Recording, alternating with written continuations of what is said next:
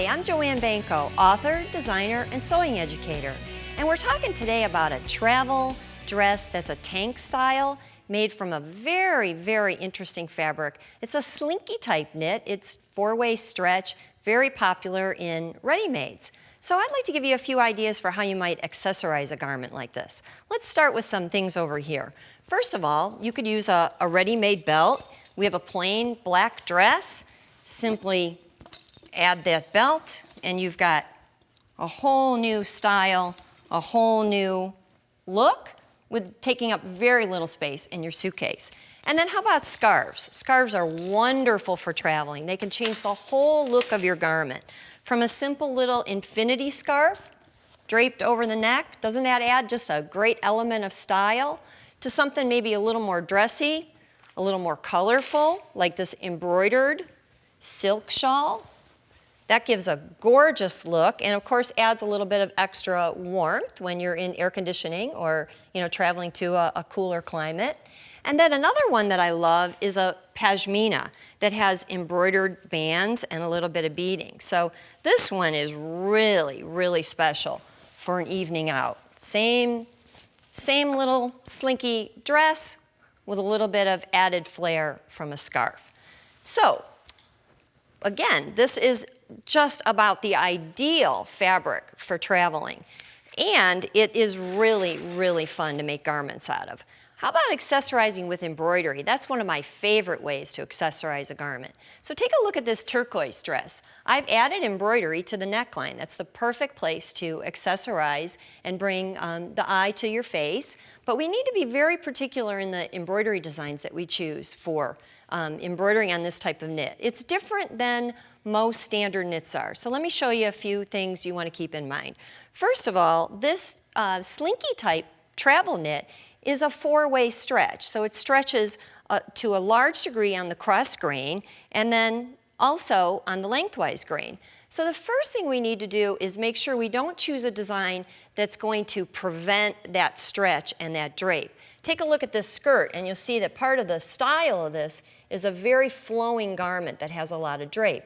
We can't add heavy embroidery and we can't add stabilizer if we want to maintain that drape. So look at a design like this. This is almost like an open style design, and when I hold this up you could see it just still maintains that nice, lovely flow that this fabric has. That's part of the reason it's so comfortable and we love it so much for traveling.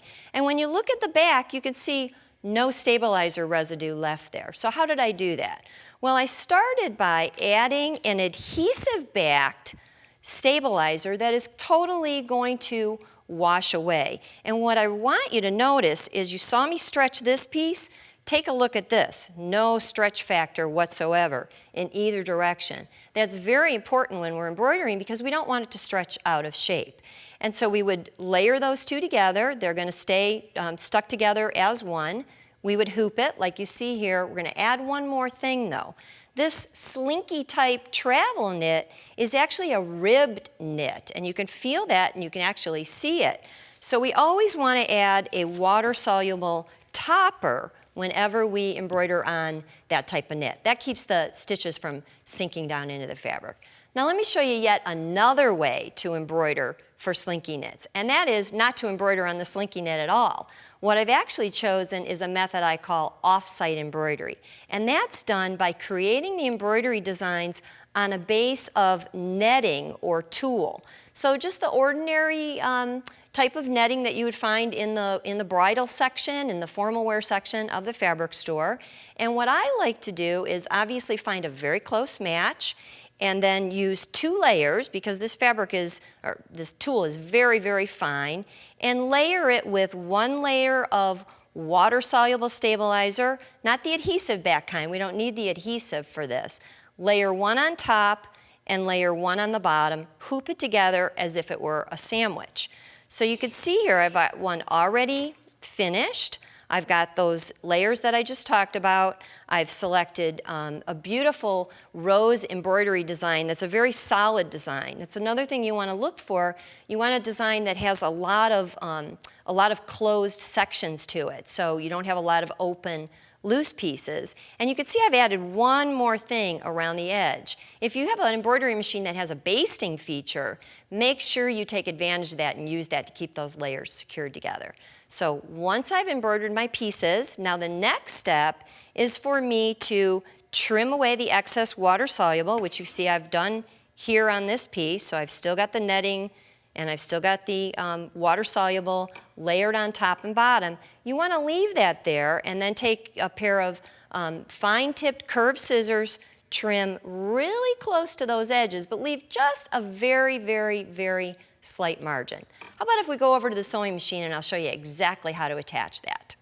First of all, we've got to start with the preparation for the garment. And again, what I would highly recommend is that you stick to embroidery around the neckline. Even though we're doing it on a separate piece, we still don't want to take a chance on changing the drape of that fabric. So I've got just a little mock garment here for you, certainly not a complete garment, but I did this because I wanted you to see that I went ahead and stabilized my neckline, and I like to stabilize my neckline with clear elastic, and that just is zigzagged to the raw edge before you turn it under, and you don't stretch it, you just do it as a one-to-one and then turn it under, and that maintains the neckline so that it doesn't stretch out of shape. Then I have top stitched it with a twin needle. I want to make sure I use a stretch twin needle because, again, this fabric has a lot of lycra in it, so it has a lot of stretch factor to it. And I've sewn my shoulders together, so if you can kind of imagine this would be the full dress. I just haven't, cut the whole length. This is what I want to start with so that when I go to embroider, or rather add my embroidery designs that I've already created, I can literally play with them and spread them around. I can take pieces and I can just, lay out what I want to add, what I have room for. So I've got a few different pieces here. And you can see basically you're designing before you stitch. So now it's time to actually attach those. Let's talk about setting up the machine. I've got a ordinary zigzag stitch selected. I've got it set to a very narrow width, and just make sure the length is pretty open, because what I'm going to do is I'm going to thread the machine with a clear monofilament thread. I'm going to secure my pieces to the fabric, and you can pin it, but another thing I like to do is use like a water-soluble glue stick. Always make sure that it washes out thoroughly first, but I like to glue it in place if I can so that I can minimize the use of pins. When I do use pins, I make sure I always use ballpoint pins because we don't want to snag. So needle-wise, I'm also setting up the machine with a stretch needle. So I've got that already in the machine, a size 11 stretch needle. I've got my clear foot on, my zigzag selected, my monofilament thread. Thread that matches the fabric is what I have in my bobbin, and now I'm just simply going to get this underneath the foot, lower my presser foot, and very carefully zigzag all around that piece. Now I've actually got a feature here that I'm going to activate real quick. It's called the pivot function. What it does for me is it raises the presser foot so that when I pivot, it's very easy. So it's going to raise the presser foot every time I stop, and it just raises it slightly. I can move around, and I'm going to zigzag all around. Now you can probably kind of see why I don't want to use too many pins. If those get in the way, I certainly don't want to sew over them. One of the rules I learned when I first learned to sew was never sew over pins. So I follow that rule very, very strictly.